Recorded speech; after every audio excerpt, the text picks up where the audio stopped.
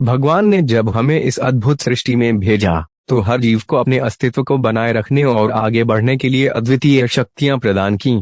पशुओं को बल और गति दी, पक्षियों को उड़ान का वरदान, और मनुष्य को दिया एक ऐसा अस्त्र जिसकी बराबरी कोई और नहीं कर सकता, वाणी की शक्ति। हमारे होठ, जो धनुष के आकार में सहज ही ढले हुए हैं, वास्तव में एक शक्तिशाली धनुष के समान ही है।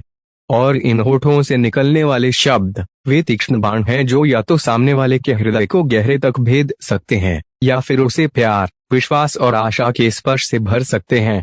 जैसा कि कहा गया है, भगवान ने सभी को धनुष के आकार के होंठ दिए हैं, मगर इनसे शब्दों के बाण ऐसे छोड़िए जो सामने वाले के दिल को छू जाएं, ना कि दिल को भेद जाएं। यह वाक्य केवल एक कहावत नहीं, बल्कि जीवन जीने की एक कला, एक दर्शन और मानवीय संबंधों की पवित्रता का सार है। शब्दों की अद्वितीय शक्ति। कल्पना कीजिए, एक कुशल धनुर्धर अपने धनुष पर बाण साधता है। वह पूरी एकाग्रता, लक्ष्य के प्रति पूर्ण समर्पण और शक्ति का सही अनुमान लगाकर ही बाण छोड़ता है। यदि उसका लक्ष्य स्पष्ट ना हो या उसकी शक्ति का संतुलन बिगड़ जाए तो बाण लक्ष्य से भटक सकता है या उसे अनावश्यक नुकसान पहुंचा सकता है।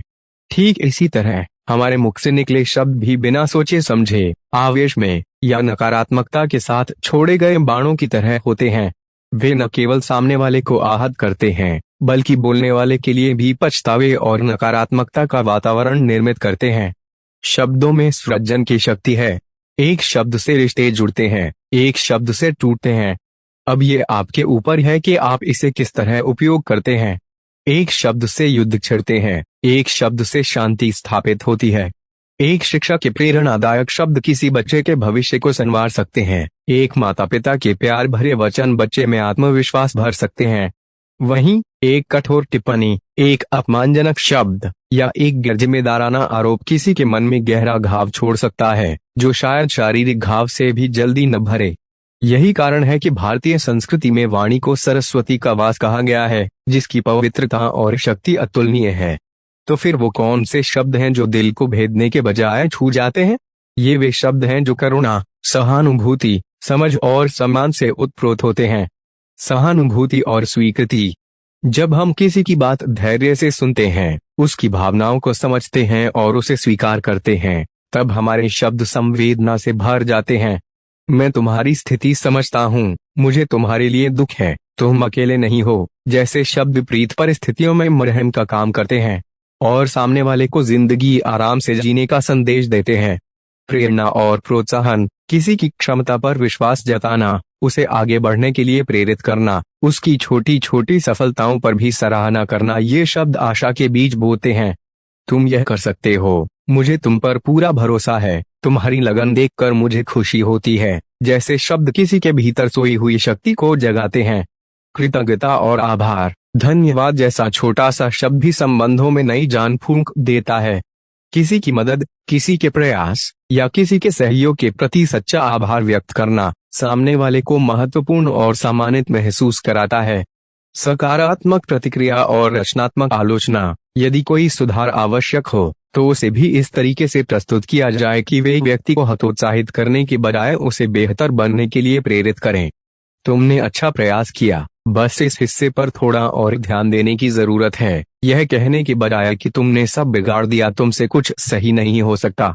दिल को छूने वाले शब्द वे होते हैं जो व्यक्ति के मान सम्मान की रक्षा करते हैं, उसके आत्मसम्मान को बढ़ाते हैं और उसे यह महसूस कराते हैं कि वह महत्वपूर्ण है, उसकी कद्र की जाती है।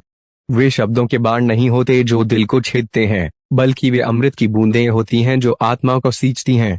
इसके विपरीत दिल को भेदने वाले शब्द वे होते हैं जो ईर्ष्या, क्रोध, अहंकार या अज्ञानता से निकलते हैं।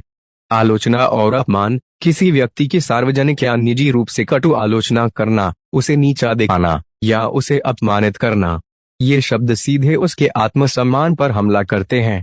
ताने और कटाक्ष। व्यंग्यात्मक लहजे में बात करना, घावों पर नमक छिड़कना या किसी की कमजोरी का मजाक उड़ाना, ये शब्द भावनात्मक रूप से व्यक्ति को तोड़ देते हैं। झूठ और निंदा। असत्य बोलना, अफवाहें फैलाना या किसी के पीठ पीछे उसकी बुराई करना, ये शब्द न केवल विश्वास को तोड़ते हैं बल्कि संबंधों में जहर घोल देते हैं। अविश्वास और नकारात्मकता, किसी की क्षमताओं पर संदेह करना, उसे लगातार हतोत्साहित करना या हर बात में नकारात्मकता खोजना। ऐसे शब्द उसकी आत्मा को कुचल देते हैं और उसे आगे बढ़ने से रोकते हैं। दिल को भेदने वाले शब्द अक्सर गुस्से, भय या असुरक्षा की भावना से उत्पन्न होते हैं। वे तत्काल तो शायद राहत दें, लेकिन लंबी अवधि में रिश्तों को खोखला कर देते हैं और उस व्यक्ति को भी भीतर से जलाते हैं जिसने उन्हें कहा है। इन्हें बोलने वाला क्षणिक विजय का अनुभव करता है, लेकिन स्थायी रूप से अपने आसपास एक नकारात्मक और अविश्वासी वातावरण बना लेता है। जिसको आपने ये सब बुरा कहा है वो आपसे दूरी बनाना शुरू कर देता है। शब्दों के चयन की कला और चेतना। सवाल यह है कि हम कैसे यह सुनिश्चित करें कि हमारे धनुष से निकले शब्द दिल को छुएं, ना कि भेदें। यह एक निरंतर अभ्यास और आत्मचिंतन का विषय है। बोलने से पहले सोचें, यह सबसे महत्वपूर्ण कुंजी है। क्या जो मैं कहने जा रहा हूँ वह सत्य है? क्या यह आवश्यक है? क्या यह दयालु है? क्या यह प्रासंगिक है? यदि इनमें से किसी भी प्रश्न का उत्तर नहीं है तो बेहतर है कि चुप रहा जाए। एक क्षण का मौन एक आजीवन पछतावे से बेहतर है। भावनाओं पर नियंत्रण। क्रोध या निराशा में अक्सर हम ऐसे शब्द बोल जाते हैं जिनका हमें बाद में पछतावा होता है। भावनाओं के उफान पर होने पर कुछ कहने के बजाय थोड़ा रुकें, गहरी सांस लें और शांत होने का प्रयास करें। सामने वाले के दृष्टिकोण को समझें, सहानुभूति विकसित करें। खुद को दूसरे व्यक्ति की जगह रखकर सोचें। उसकी भावनाओं, उसकी परिस्थितियों और उसके अनुभवों पर विचार करें। यह आपको सही शब्दों का चयन करने में मदद करेगा। सकारात्मक भाषा का प्रयोग करें, नकारात्मक शब्दों और वाक्यांशों से बचें। आलोचना को भी सकारात्मक तरीके से प्रस्तुत करने का प्रयास करें। क्या नहीं करना चाहिए के बजाय क्या किया जा सकता है पर ध्यान केंद्रित करें। गैर-मौखिक संचार पर ध्यान दें। आपके शब्द आपके शरीर की भाषा और आपके लहजे के साथ मिलकर एक पूर्ण संदेश बनाते हैं। एक ही शब्द को अलग अलग लहजे में कहने पर उसका अर्थ नाटकीय रूप से बदल सकता है। सुनने का अभ्यास करें। अच्छी तरह से सुनना प्रभावी संचार का एक अनिवार्य हिस्सा है। जब आप ध्यान से सुनते हैं तो आप दूसरे व्यक्ति को बेहतर ढंग से समझते हैं और प्रतिक्रिया देने के लिए सही शब्दों का चयन कर पाते हैं। निष्कर्ष, एक बेहतर दुनिया की ओर। हमारे जीवन में हर रिश्ता परिवार, दोस्त, सहकर्मी, पड़ोसी हमारे शब्दों से ही बुना जाता है। यदि हम अपने शब्दों के धनुष को सही दिशा में साधते हैं तो हम न केवल अपने रिश्तों को मजबूत कर सकते हैं बल्कि अपने आसपास एक सकारात्मक और ऊर्जावान वातावरण का निर्माण भी कर सकते हैं। यह हमें भीतर से शांत और संतुष्ट भी महसूस कराएगा। भगवान ने हमें यह अद्भुत उपकरण, यह धनुष दिया है जो हमारे होठ हैं।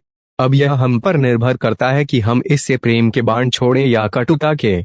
आइए हम सब यह संकल्प लें कि हमारे मुख से निकले हर शब्द सामने वाले के हृदय को शांति और प्रसन्नता से छू जाएं, उसे प्रेरित करें और उसे बेहतर महसूस कराएं, ना कि उसे किसी भी रूप में घायल करें। क्योंकि अंततः हमारे शब्द ही हमारी विरासत बनते हैं। वे छाप छोड़ते हैं, वे आकार देते हैं और वे परिभाषित करते हैं कि हम इस दुनिया में क्या छोड़ कर गए हैं। मुझे पक्का विश्वास है कि आपको ये आज का वीडियो पसंद आया होगा। हमारे साथ बने रहने के लिए